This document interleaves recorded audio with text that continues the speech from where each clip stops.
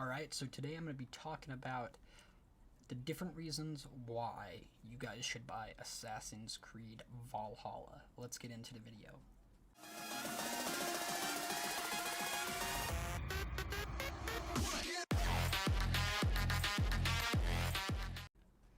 Alrighty, so all the new games are coming out. There's Cyberpunk 2077, there was Assassin's Creed Valhalla not that long ago, about a month and a half ago, Call of Duty Cold War that came out not that long ago, and Far Cry 6. But in this video, I'm going to be telling you why you should spend the money and get Assassin's Creed Valhalla.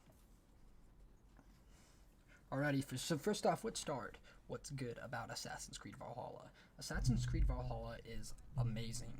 It's not quite as interesting or like dynamic as the story is, I guess, for Odyssey with Cassandra worming her way across all of ancient Greece, except I feel like the story is more interactive. The storyline is far better in it. I haven't played any of the DLCs, but the DLCs in Assassin's Creed Valhalla look to be better than any of the previous Assassin's Creed as you look on Steam, and most of the Assassin's Creed add-ons have negative reviews. That's simply because usually they go for something a little far-fetched to get other people interested in it. So why should you get this game? Well, let's talk about a few reasons. First one is seamless combat. The combat is so seamless in the game. The movement is so seamless. It's almost like you're playing like a Titanfall or Apex Legends, but in an Assassin's Creed open world kind of game where you have a story-based game instead of a battle royale. And now, of course, the movement and everything is great in, Odyssey and Origins, but it doesn't even compare to anything that's in Valhalla. Second off, the storyline in Valhalla, as I'm saying this, I'm only 40% away through the story, and I've spent roughly 40 hours or so within the story, is 10 times better. The exploration is seamless.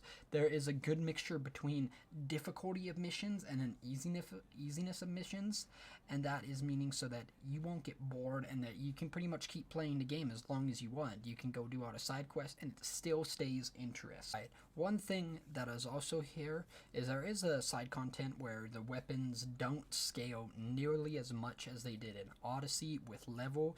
It's more of you have to upgrade them and you have to find a material, so it's more of like search and find the materials, do your raids and everything in order to get the materials. But I think this adds a good mixture of variety into the game, that you actually have to work to get your weapon instead of just pulling out a weapon level 50 in, Assassin's Creed Odyssey or whatever.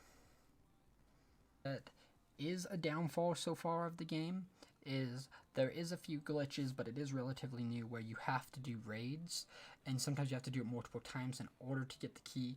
I only ran into this a few times, and I don't know if I even have any clips to show you guys what happened there, but there is a few times that I've had to run through to re-clear areas, but it's not that big of a deal. It's definitely provides a challenge, and it's fun to fight.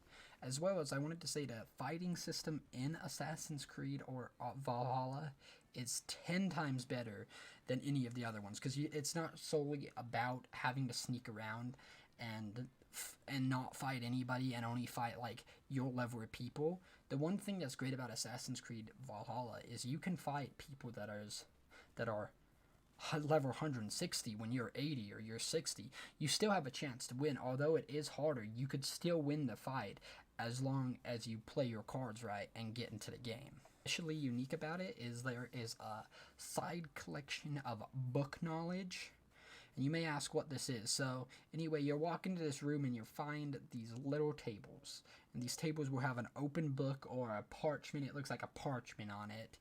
And when you collect those, you'll get these special abilities, and they can either be ranged or melee abilities. And I think these melee abilities is what makes the game the biggest selling point, dude. Like, honestly, the melee abilities and being able to get in combat and not just get your butt kicked as you would in every other Assassin's Creed gives it the reason that this game is important. To talk about flighting. So in previous ones there is flighting, but I can't remember if it's called flighting or not. But flighting in this one can have new dialogue options, and you have to have a certain level of charisma that you get through a certain level of fighting in order to do certain things, and you can convince people to do stuff for you without having to kill them or fight them if you have this charisma that you get from flighting. So it's pretty cool in that way. I feel like that is a little bit overpowered, is I've been doing a lot of the side quests, so I am definitely overpowered and over leveled, because you get skill levels every time you complete a mission, and that's 2 skill levels every time you complete a mission, and I'm definitely way overpowered. I'm like 150 almost after 40 hours, and this skill tree is very expansive. Like, you can go from one end of the spectrum to the next end of the spectrum, and there's plenty to do. But I would say, if you guys are looking for a little bit slower of a game, maybe just do the story missions and the side missions. Don't go and do so many of the raids and only do that when you really need to. Right, getting down to the last 2 things here. The side content. The side content is amazing. The cutscenes in this game are beautiful. I think this is by far the best graphic looking game of the Assassin's Creed series, as well as it seems to perform and be better optimized than Odyssey and Origins nearly 2 to 3 years after their release. And you can synchronize, and you can always see these beautiful cutscenes, and it's just a gorgeous looking game. I have to say that the storyline never feels limp or really bogs you down, because I'd always say you get a good variety in this game of where you're traveling. You could go do a raid, you could go collect a book of knowledge, you could go collect wealth, or even do these artifacts or mysteries. But the thing about it is that there's so much traveling, and the world is so huge and expansive that it doesn't seem to be a huge problem that the story seems to bog down by doing side quests, and you only want to do side quests because the main story isn't interesting anymore. So I would definitely recommend trying this game out.